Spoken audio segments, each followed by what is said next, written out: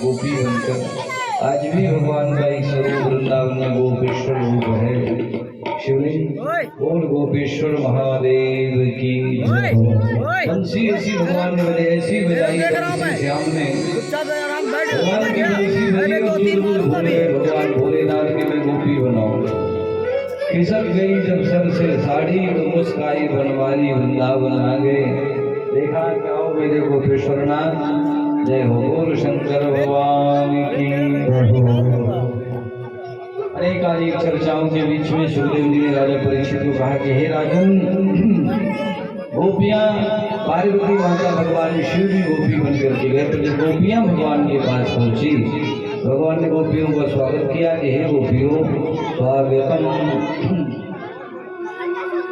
स्वागतम महाभागा प्रियम किं कर्माणि वा वजस्नेहानामयं कस्य गोदानमङ्गारणम्। आज भगवान ने गोपियों का स्वागत किया और स्वागत के साथ साथ भगवान पूछते कि गोपियों आपका आगमन कैसे हुआ। अच्छा एक बात बताओ, कोई बुलाए आपको कथा में, कोई बुलाए कि भाई कथा में आना और आने के बाद कह दे भाई तुम क्यों आए हो, कैसा लगेगा? आज भगवान मन बंसी बजा करके गोपियों को बुला रहे। गोपियां आई तो भगवान पूछते प्रियम किम करवाणी बा, क्या कारण है तुम जंगल आ गई रात में? अरे भाई ये समय होता है माता पिता पतियों की सेवा करने का, तुम तो भाग्य आ गई। अच्छा यहाँ क्यों आई? तो गोपियां कुछ बोल नहीं रही। तो भगवान ने कहा अच्छा हम समझ गए, तुम सब आज शरद का चंद्रमा देखने के लिए आई हो। गोपियों ने सिर हिलाया कि नहीं, चंद्रमा तो हमारे घर से भी दिख रहा था।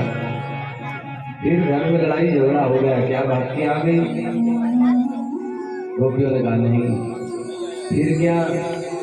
अनेक चर्चा भगवान पूछते रहे। भगवान ने कहा गोपियों देखो, जीवन में नारी के लिए पतिव्रत धर्म, पति परायणा होकर के जो नारी रहती है वो बहुत सागर से पार हो जाती है। भगवान आज बहुत सतियों का और पतिव्रताओं की चर्चा करते हैं। एक ऐसी सती नारी है, ऐसी सती नारी है कि जो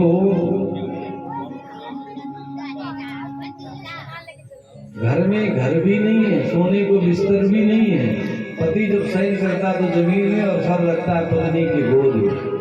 एक दिन सोया था, अग्नि कुंड है जो उसकी आग की जो धूनी लगती है उसी की आग के घर में कुछ कोई बिस्तर भी नहीं है। धूनी के बगल में दोनों पति पत्नी, पति पत्नी के गोद पर अपना सर की मतलब तकिया के जगह में गोद में सर रखा हुआ, पति का छोटा सा बेटा बगल में पड़ा हुआ है। अचानक से उसका बेटा जगह और जाकर कुंड में गिरने लगा। अग्नि कुंड था, उस कुंड में जलता हुआ भवता हुआ कुंड।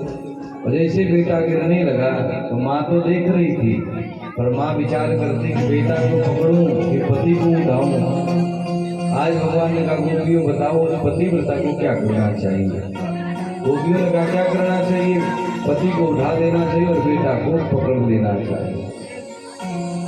भगवान ने कहा गोपियों उस पत्नी ने ऐसा नहीं किया और देखते देखते बेटा कुंड में गिर गया। जैसे कुंड में गिरा तब फिर माँ के मुख से आवाज आ गई, रोने की, तो पति जग गया।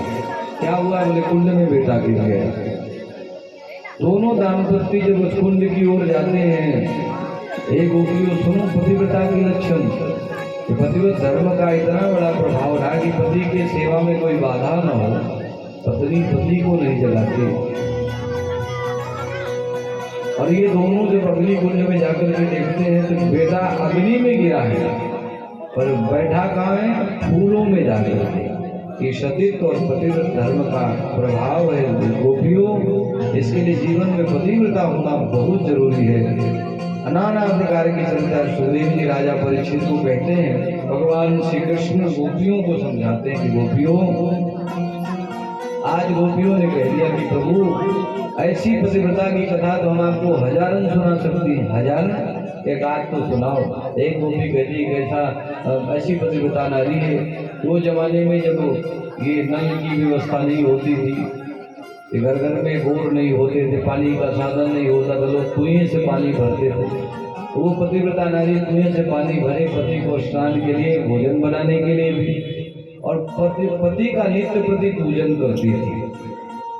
तिलक बंधन आदि करके आरती आदि भोजन कराए, ऐसा उसका रोज का नियम था। मतलब पति परायणा थी वो। एक दिन उसका पति प्रदेश जाने लगा कि मेरा कुछ काम है कुछ दिन के लिए। तो पत्नी ने कहा कि स्वामी आप चले जाओगे तो मेरे नियम का क्या होगा? तो पति ने रोज जमाने पर लकड़ी का पुतला बनाया, क्योंकि वो समय कैमरा नहीं चलते थे कि फोटो हो तो रख दिया जाए।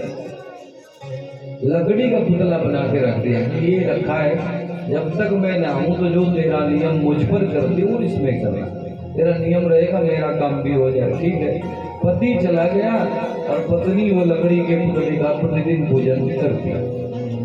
एक दिन जब वो पत्नी लकड़ी के पुतले का पूजा कर रही थी पति के रूप में, और इसका असली पति आके दरवाजा खटखटा रहा था, तो गोपियों ने कहा कि आप बताओ कन्हैया, कि वो नकली पति का पूजन कर रही और असली दरवाजा खटखटा रहा, तो क्या करे वो पतिव्रता? भगवान ने कहा क्या करे, जब असली आ गया तो दरवाजा खोलो और क्या, अंदर लो। ओहो, तो गोपियों ने कहा प्रभु यही तो हमने भी किया है। ये संसार के जितने भी पति हैं ये पति तो देह के है ना, ये शरीर के पति हैं। असली पति अगर कोई है तो प्रभु आप हैं। तुम हो एक अगोचर सबके प्राणपति, आप सभी के प्राणपति है प्रभु। और यदि आपको हमने चुना है, आपकी शरण ग्रहण हमने किया है हे जगतपति, तो हमने क्या गलत किया बताओ आप।